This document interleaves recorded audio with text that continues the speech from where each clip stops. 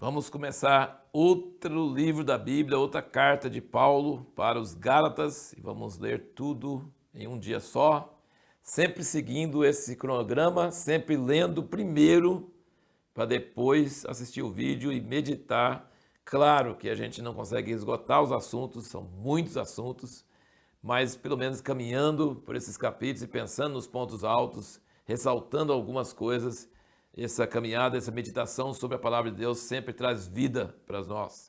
Começando os primeiros versículos, então, de Gálatas, ele diz aqui, Paulo, apóstolo, não da parte dos homens, nem por intermédio de homem algum, mas sim por Jesus Cristo e por Deus Pai, que ressuscitou dentre os mortos, e todos os irmãos que estão comigo, as igrejas da Galácia. Então, aqui não é uma cidade, como Corinto ou Roma, que são as cartas que nós temos lido até agora. Aqui não é uma cidade, aqui é uma região, Galácia. É como se fosse um estado nosso, São Paulo, que era uma província de Roma, e fica na Turquia moderna. Todas as cidades ali eram na Galácia. E ele escrevia em nome dele e de toda a equipe que está com ele. Ele fala, todos os irmãos que estão comigo, as igrejas da Galácia. O principal motivo dessa carta é que Paulo estava combatendo irmãos judeus que subiram de Jerusalém para essas igrejas recém-nascidas que ele e Barnabé tinham pregado, tinham levantado em cada cidade, e estavam dizendo que os irmãos não podiam só crer em Jesus e ser batizados, que eles teriam que ser circuncidados e teriam que guardar o sábado e a lei. Então Paulo está assim militante contra essas pessoas que estão, nós chamamos judaizantes, querendo fazer que o cristianismo, eles falam, não, Jesus é o Messias, nós cremos nele, mas só ele não basta, tem que ter essa justiça que vem da lei, você tem que cumprir a lei que foi dada para Abraão, você não pode deixar de cumprir as coisas da lei. Então esse é o motivo principal. E ele usa frases muito fortes, vamos ler alguma dessas frases aqui, ó. Versículo 8, ele diz, mas ainda que nós mesmos ou um anjo do céu vos pregasse outro evangelho, além do que já vos pregamos, seja anátema, ou seja, maldito. Como antes temos dito, assim agora novamente eu digo, se alguém vos pregar outro evangelho, além do que já recebeste, seja anátema. E ele fala, nós mesmos ou um anjo do céu. Significa que se eu mudar de ideia e começar a pregar outra coisa, que eu seja anátema.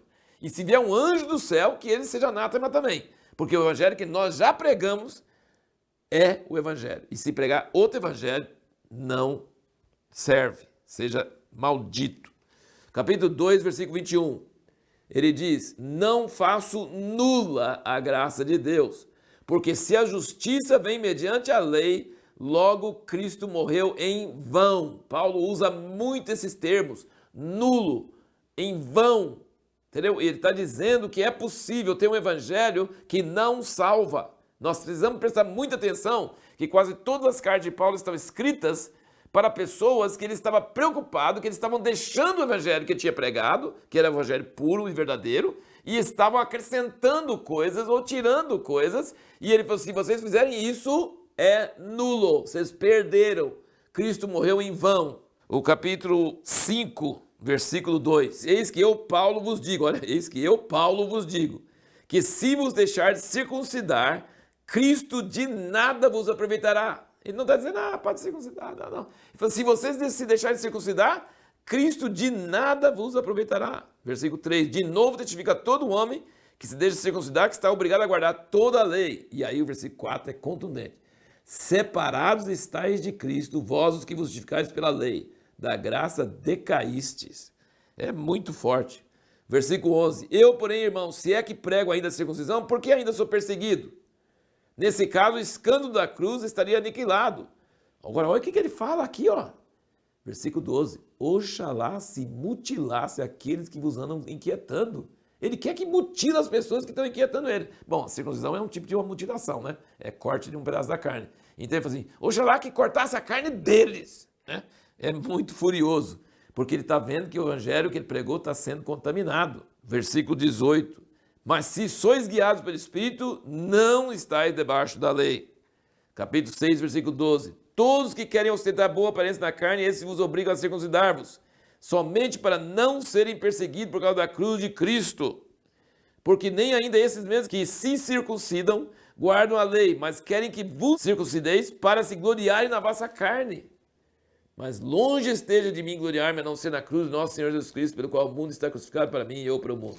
Resumindo, ele está dizendo que o evangelho que ele pregou para eles é o evangelho puro, é o evangelho verdadeiro. Se um anjo do céu ou ele mesmo pregar outro evangelho, que seja maldito.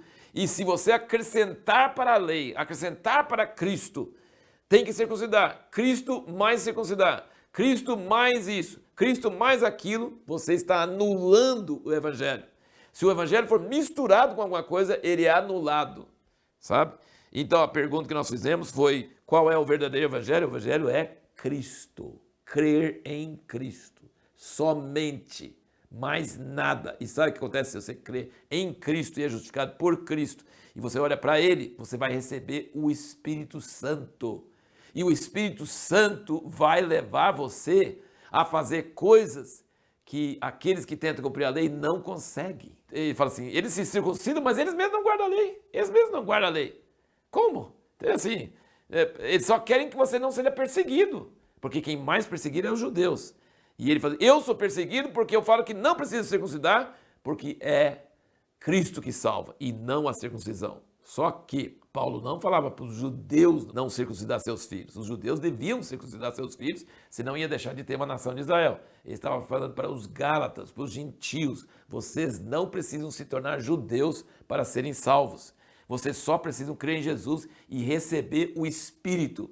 E ele diz que o evangelho que ele recebeu aqui nos primeiros capítulos, ele fala, o evangelho que eu recebi, eu não recebi de homens, recebi diretamente do céu. Deus me revelou esse evangelho. E aí eu subi para Jerusalém e conferi com os apóstolos, Pedro, Tiago e João, e eles confirmaram que o que eu recebi do céu é o evangelho verdadeiro, é o evangelho correto.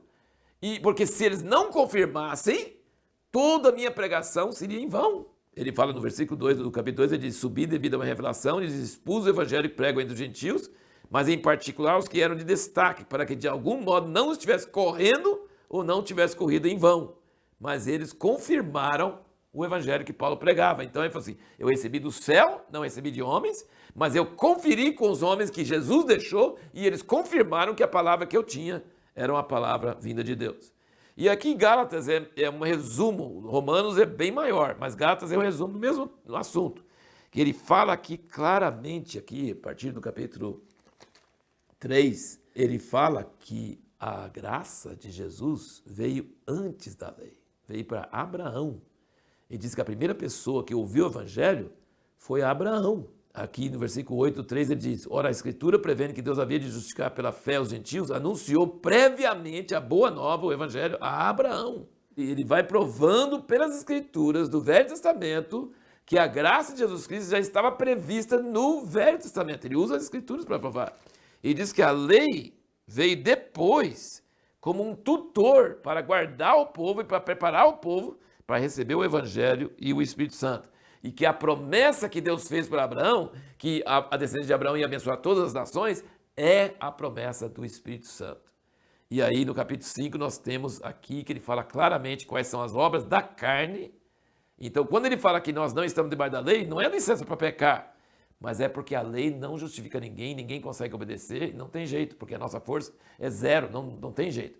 Mas se nós andarmos no Espírito, aí ele fala dos frutos do Espírito aqui, e depois ele fala das obras da carne, e que se nós andarmos no Espírito, a carne está crucificada, e o Espírito nos leva a ir muito além da lei. Então, o Evangelho puro é Jesus Cristo crucificado, sozinho, mais nada, não pode acrescentar regras, não pode acrescentar nenhuma outra condição.